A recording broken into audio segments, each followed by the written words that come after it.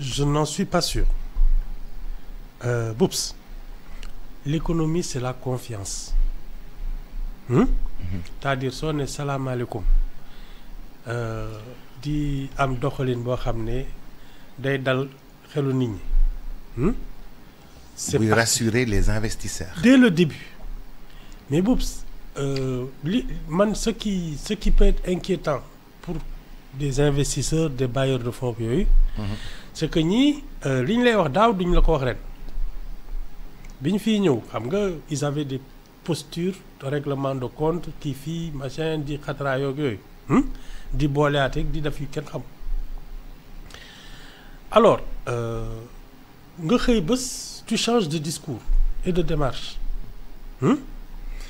xam nga tu as beau faire de grands sourires aux gens oui xam nga ñun mais ce qu'on en retient mooy kii xamul fu mu jëm parce que la confiance day tegu nam ci koo xam ne xam na fi mu jëm li mu lay wax il est constant il a une démarche il a une logique mais su dee yow tu manifestes une sorte d'indécision tey nga verte ëllëg nga bleu yooyu c'est pas parce que da ngay wër àddina bi di wax ak nit ñi naan leen woy vraiment war ngeen ñëw Sénégal ak yooyu qu'on va te faire confiance la confiance boobu ça s'inspire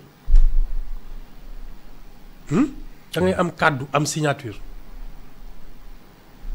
soo waxee lii def ko soo bindee signé nga xam ne lii du deñ xam li ma wax c'est ça la confiance c'est pas juste le fait ngay wër àddina bi di wax mais Ibou xam nga Sénégal dafa yàgg ci àdduna bi nit yi respecté ko waaw wóolu ko waaw wóolu ko wóolu bi nga xam ne moom lañ ko wóolu woon xëy na bi entre 2000 tu as dit que ton administration cachait des dettes ak yooyu et que les régimes précédents ay sàcc la ñu woon ak yooyu que la magistrature est corrompue que nos soldats sont des criminels ça n'inspire pas confiance c'est tout Boups la confiance une fois que tu l'as perdue bul sonnati sax tu peux mettre 1000 ans à l'acquérir benn faxastalu mën na ko dindi. mais Ibou li nga may wax nii. xam nga ce régime là date de 2024. oui. Oui. Par rapport à des partenaires du Sénégal qui sont là depuis plus d'un siècle par rapport à des gens comme le FMI yooyu ils peuvent se dire bon le Sénégal restera le Sénégal mais ñii fi ne ça c'est un autre problème mën nañu ne nañ toog xaar ba ñuy jóge fii ñu jëlaat les mêmes relations foofu moo tax xam nga on n'a aucun intérêt à discréditer le fonctionnement de nos institutions de notre État xam nga wax naa la ko fi la confiance elle se mérite et elle s'entretient tout le temps mais une fois que tu l'as perdue saa moo sa kàddu saa moo sa signature.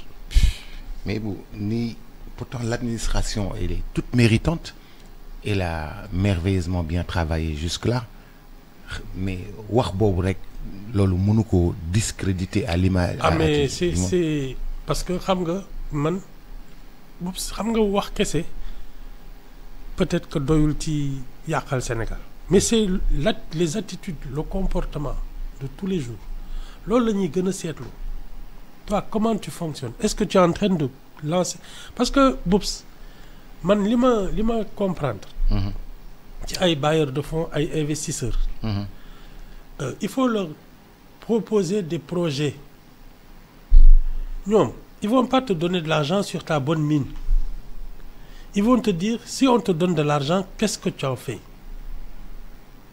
su dee yow da nga ne da ngay Sénégal infrastructures yi baaxul il faut les renforcer loolu nit ñi mën nañ ko dégg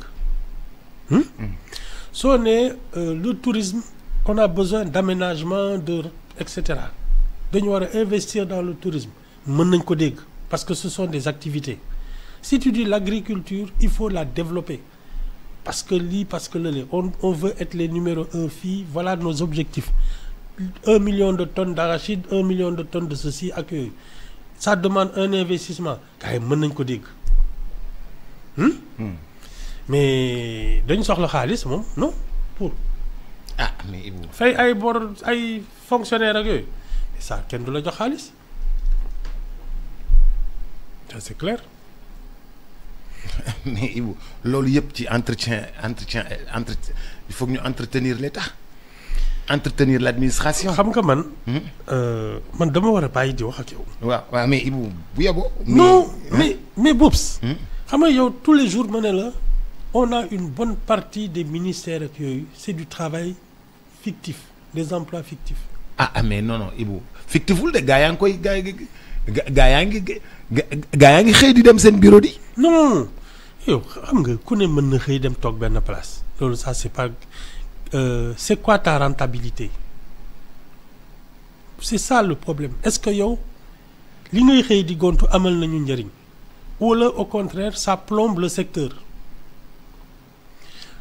parce que yi ci bare ñoom ñooy désorganiser secteur yi parce que ay activités privées la kese initiative ay les gens qui ont du talent s'imposent yow nga ne non du demee noonu man ni ma bëgg lay demee kii laay subventionné kii laay jàppale kii laay def nii kii dama koy tere génn ak yooyu regarde ce qui s'est passé dans le secteur des médias tu te réveilles un beau jour ne ñii ñooy génn ñii génnuñu aide à la presse bi nii lañ koy defee kii machin et cetera et ça tu vas le retrouver partout. donc tu veux dire ndax ministères yi. en pagaille. ndax ministères yi amal nañu njariñ. au moins les 2/3 dañ leen war a dégager. tu sais la fonction ministérielle elle est politique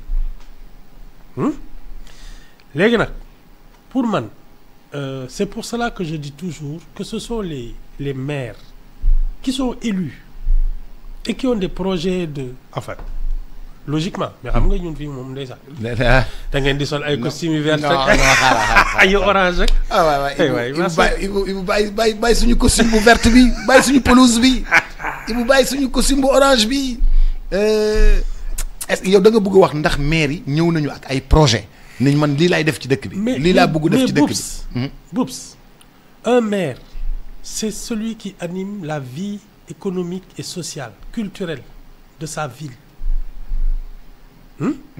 donc moom il va avoir un problème avec le ministère de la culture qui va vouloir aussi mettre sa main dedans le sport ak yëpp mooy loolu laa lay wax ay assainissement ki yooyu yëpp ça c'est les mairies mais tu vas élire des maires qui ont la confiance de la population et tu vas mettre des ministres qui n'ont été élus par personne qui ont été nommés. léegi da nga bëgg wax ne dafa am ay choc. ah oui. te day am choc des conflits d'intérêt ah oui. ay court-circuit la. yow boo bëggee def lii nga nekk maire comme bon exemple bi gën a rëy mooy Khalifa Sall bu mu nekkee maire bëgg def parking place de l'Indépendance dem wuti def appel de fonds ba am xaalis bi logé au ministère de l'économie Macky Sall ak APR bañ mu def ko. par exemple. c'était le choc des ambitions. par exemple c'est ça. maa ngi commencé yeewu de. xam nga yow ndeysaan fin du mois soo fayee koogul sa xel day naaj. dama ne nga fayee koogo. su ma fayee koo rek. yaa ngi góorgóorlu yaa ngi góorgóorlu yaa ngi def loo mën de non mais Boubs. tu sais c'est notre mode de gouvernance qui est un problème parce que y a des confusions de rôle et de genre. Léegi il y a une administration centrale qui doit faciliter le travail des élus. ñoom ci seen bopp ce sont des élus mais tu as une équipe qui va travailler à faciliter le développement, l'éclosion des talents. Parce que dëkk ay privé ñoo koy defar. Maintenant les élus ñoom ñooy fexe ba kuy dox sa soxla mu yomb nekk ci dëkk boo xam ne tu sais que du 1er janvier au 31 décembre pratiquement toutes les semaines tu as des loisirs, tu as du divertissement, tu as tout ce que tu veux. Parce qu'il y a un calendrier, il y a une vision. Ndakaaru nii la mel, Gorée nii la mel. Kon soo nee damay dem Gorée xam nga ni lii nga fay fekk. Voilà. Saint-Louis pareil, Kaolack pareil. Ku ci ne da nga war a am d'abord da ngay xam l'ADN de ta cité, son histoire, sa culture. Hein? Léegi nag à partir de là l'information remonte au pouvoir central qui t'aide à développer ta vie et tes activités mais qui ne t'empêche pas de travailler. Mais su dee yow parce qu'il y a plein de doublons. fépp ay doublons la. Ah oui, les ministères là. C'est des doublons parce que ñi nga xam ne moom la population yi fal ñoom la ñu war a bàyyi ñuy décider lan moo fa war a am parce qu'ils sont élus. ah mais Ibou bu fekkee ni yow da nga bëgg a def lii. yow li nga bëgg a def culturellement. ci sa commune. Socialement li nga bëgg a def socialement ci sa commune. nga bëgg ko def mais da nga war a référer wu sa hiérarchie ministérielle. Non, justement un élu n'a pas de hiérarchie. C'est de la collaboration. Il y a une administration centrale avec un chef d'État. Il est élu par tous les Sénégalais. Mais il est aussi légitime que le maire d'une ville qui a été élu par ses administrés. Ils sont obligés de collaborer parce que ñoom ñaar ñëpp ils ont un mandat. Hein? Mais alors, toi tu mets en place des ministères avec des gens que tu as nommés, qui ne sont pas élus, mais qui ont les prérogatives de décider à la place de ceux qui sont élus. Il y a un problème.